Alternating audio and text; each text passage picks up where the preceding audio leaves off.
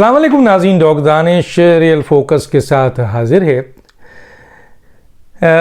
Army act 1952 इसमें पहली तरमीम हुई थी 1967 में, और उसके बाद कई दफ़ा ये अदालतों में गया, उसके ख़िलाफ़ लोग खड़े हुए कि ये गलत है, नहीं होना चाहिए। सिविलियन ट्रायल के हवाले से पर्टिकुलरली केसेस गए कि नहीं होना चाहिए। 1975 में भी इसकी ऊपर जजमेंट मौजूद है। इसके अलावा 90s में भी है, दो मुशर्रफ साहब के दौर में शायद 2005 या 6 में भी है, और फिर 2015 में भी है। जब APS का वाक़या हुआ था उस ज़माने में भी इसके ऊपर तरमीम की गई थी। अभी रिसेंटली एक तरमीम हुई है आर्मी एक्ट में, और वो ये हुई है कि कोई भी हसास आर्मी के इदारे का आदमी 5 साल तक, वैसे सरकारी मुलाजिम के लिए कहा जाता है ना कि कोई सरकारी मुलाजिम अगर नौकरी छोड़ेगा तो 2 साल तक उस पर पाबंदी है कि वो सियासत में हिस्सा नहीं ले सकता। इसी तरह फ़ौजी पे भी था कि 2 साल तक, लेकिन अब थोड़ा सा कैटेगरीज बना दी है। आम फ़ौजी के लिए तो 2 साल है, लेकिन हसास नौयत के इदारों में काम करने वाले फ़ौजी 5 साल तक सियासत में हिस्सा नहीं ले सकते। और ये भी एक बड़ी अच्छी डेवलपमेंट है कि आर्मी को बदनाम, फ़ौज को बदनाम करने के लिए की कोशिश पे 2 साल सज़ा होगी। उनको भी 2 साल सज़ा होगी जो ये 5 साल और 2 साल के रेट को नहीं रखते हैं, और वो अगर सियासत में हिस्सा लेते हैं इस ड्यूरेशन कवर होने के से पहले तो उनको भी 2 साल सज़ा होगी। तो ये एक बड़ा इजाफा है और बेहतरीन इजाफा है। और एक और बहुत ही अहम इजाफा है कि कोई भी कौमी राज अगर अफशा करता है कोई शख्स, तो उसको भी 5 साल सज़ा होगी। 5 साल। तो आर्मी का ये जब एक्ट हुआ और इसको ये सेनेट में आया और सेनेट ने इसको अप्रूव किया, तो इसके ऊपर बहुत सारी चिगोमैयाँ शुरू हो गई। बहुत से लोग हीरो बनने लगे, बहुत से लोग बड़ी बड़ी बातें करने लगे। और आपने देखा होगा कि रज़ा रब्बानी साहब और एक और साहब जो हैं उन्होंने वॉकआउट कर दिया। रज़ा रब्बानी साहब ने वॉकआउट किया तो वो वॉकआउट पे उनका ये ख्याल था कि जनाब ये उनका अपना एक माइंड है हमेशा से कि जी सिविलियन और फ़ौजी का मामला अलग हो, और ये सज़ाओं का सिलसिला फ़ौज का जो ये बिल पास हुआ है इसमें उनको एतराज़ था, वो उन्होंने छोड़ दिया। लेकिन एक आप याद होगा कि रज़ा रब्बानी ने उसको रोते हुए एक्सेप्ट कर लिया था जब आर्मी चीफ़ की एक्सटेंशन के हवाले से बात हो रही थी और ये सारी, तो उसमें उन्होंने वॉकआउट नहीं किया। हालांकि इसमें भी मौजूद PTI के बहुत से लोग सेनेट में, पीपल्स पार्टी के बहुत से लोग, यानी पीपल्स पार्टी में सवाए रज़ा रब्बानी के कोई नहीं गया और एहतजाज किया, वॉकआउट कर गए। लेकिन बहुत सारे लोग च्यू म्यू मीडिया में और दूसरे एनालिस्ट और ख़ास तौर पे एंटी एस्टेब्लिशमेंट एलिमेंट जो है उस सरों को, अरे ये भी तो ज़रा देखें, ये भी तो देखें कि इस एक्ट की आज ज़रूरत क्यों पेश आ रही है। माजी में भी 1952 को 1967 में तरमीम की गई, और जब APS का वाक़या हुआ तो स्पेशल आइन में अमेंडमेंट की गई। तो आज ये बिल और आज ये अमेंडमेंट क्यों? इसलिए इसको आप नहीं देख रहे हैं कि एक शख्स जो मुल्क का वज़ीर आज़म था वो कौमी राज को इस तरीके से इस्तेमाल करता है। एक पार्टी है जो कि 9 मई का हमला करती है, एक हम मुलव्विस होती है, दहशतगर्दी करती है। अच्छा, मीडिया और सोशल मीडिया में बैठे हुए बहुत से ऐसे लोग हैं जो आपके रिटायर्ड फ़ौजी हैं जो अपनी इस नाम को इस्तेमाल करते हैं और फ़ौज को बदनाम करते हैं। बहुत से ऐसे फ़ौजी हैं जो रिटायर्ड होने के बाद सोशल मीडिया में फ़ौज के ख़िलाफ़ नफ़रत पैदा करते हैं। तो आपने जब यहाँ तक फ़ौज को पहुँचाया कि आपने फ़ौज को बदनाम करने के लिए सोशल मीडिया का सहारा लिया, मीडिया का सहारा लिया, अपनी पोजीशन को रिटायर होने के बाद इस्तेमाल किया, सियासत में घुसें और सियासी बन के, या तो आप सियासत करें, उस पार्टी को ज्वाइन करें, लेकिन आर्मी, रिटायर्ड आर्मी का लफ्ज़ लेकर आप फ़ौज में इख्तलाफ पैदा करते हैं। तो ये जो हम नहीं देखते कि जनाब ये जो अमेंडमेंट आया ये क्यों आई।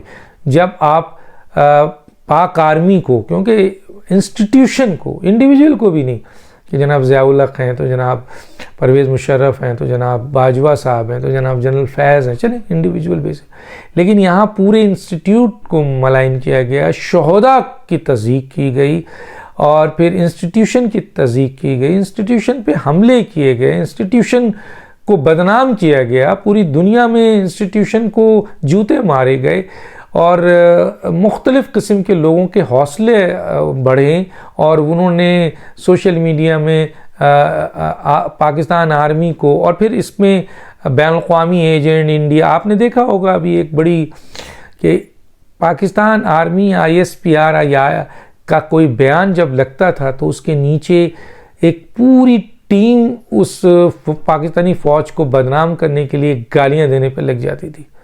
अब ये बात वाज़े तौर पर आई है और इन बयानात को बहुत ज़बरदस्त तरीके से रीट्वीट भी किया जा रहा था, मल्टीप्लाई किया जा रहा था।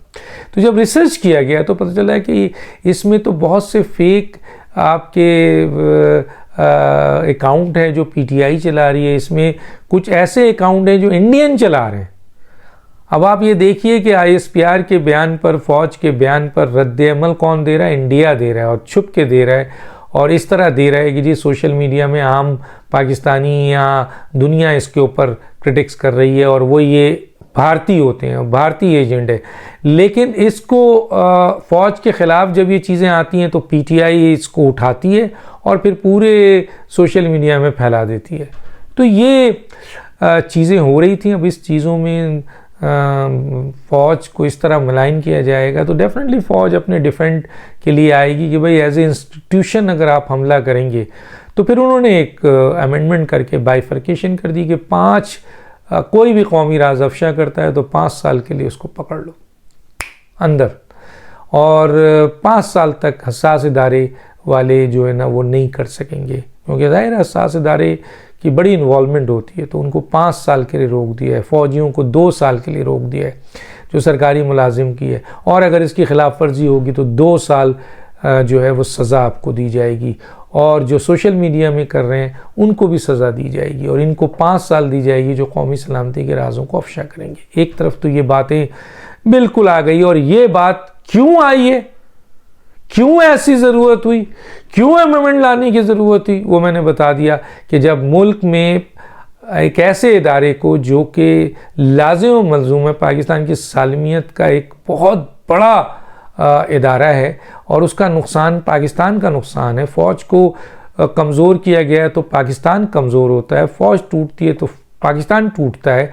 तो चुनांचे इस इदारे को बचाने के लिए इस किस्म के जो एक प्रोपेगेंडा और हाइब्रिड वार और ये सब चीज़ चली हुई है उसके लिए सज़ा का होना बहुत ज़रूरी था, जो कि अमेंडमेंट हुआ और बिल्कुल सही हुआ। आइए अब करें, आप देखिए अभी कितनी तेज़ी से बहुत सारे लोग सज़ाओं की तरफ जाएंगे जो ये समझ रहे थे कि हम जो चाहें करें, चाहे वो रिटायर्ड फ़ौजी हों चाहे वो कोई और हो। अभी सर्विंग ज़ाहिर है 2, 3, 4 ऐसे तो अब जरासीम तो हर जगह आ गए ना। आपको पता है आर्मी ने अभी 1 लेफ्टिनेंट जनरल, 3 मेजर जनरल और 12 ब्रिगेडियर्स को एहतसाब के दायरे में लाए हैं ना।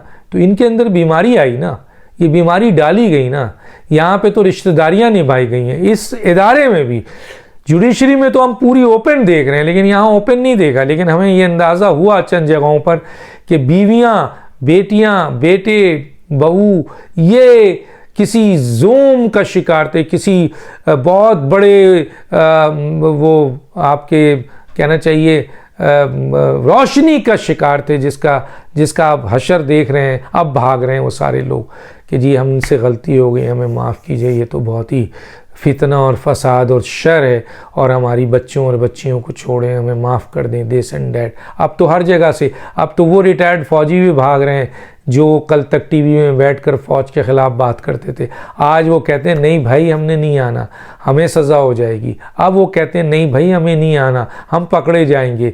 तो भैया पकड़े जाएंगे तो ये चीज़ें सोचनी चाहिए थी ना कि तुम जिस फ़ौज का तुमने खाया और जिस पाकिस्तान का तुमने खाया, तुम आज उससे बदयांती कर रहे हो। तो इन लोगों के लिए सबक आमोज़ है, इन तमाम लोगों के लिए। तो ये अमल बिल्कुल सही हुआ। दूसरी तरफ वज़ारत ख़ारजा ने एक बड़ी ज़बरदस्त बात की है और मुझे पूरी उम्मीद है कि इसमें इस्टेब्लिशमेंट और हुकूमत, ज़ाहिर है हुकूमत ने की है तो इस्टेब्लिशमेंट या मौजूदा जो इस वक्त आर्मी सेटअप है वो बिल्कुल इसके लिए, क्योंकि आर्मी ने किसी भी किस्म की दहशत गर्दों से बात करने को, और लास्ट टाइम इमरान खान के दौर में जो सज़ा याफ्ता दहशत गर्द थे छोड़ा गया था और जिनको बसाया गया था, मौजूदा इस सेटअप ने उनका कला कमा कर दिया है।